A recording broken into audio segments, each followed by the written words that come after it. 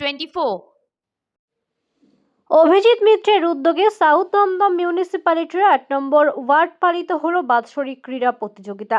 ওয়ার্ডের সমস্ত জনসাধারণ এতে অংশগ্রহণ করেন। পুরস্কার বিতরণ করেন পুরপিতা অভিজিৎ মিত্র।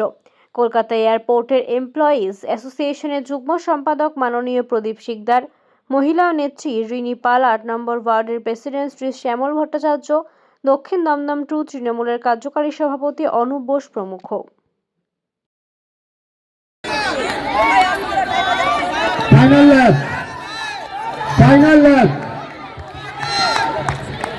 তৃণমূল কংগ্রেসের সভাপতি 15 থেকে 20 ভট্টাচার্য মহাশয় সর্বপ্রথম 15 থেকে 20 তৃতীয় স্থান অধিকারীকে পুরস্কারে ভূষিত করলো। এবার দ্বিতীয় স্থান পেয়েছে পলাশ পাল, তাকে পুরস্কার দিয়ে সম্মানিত করছেন।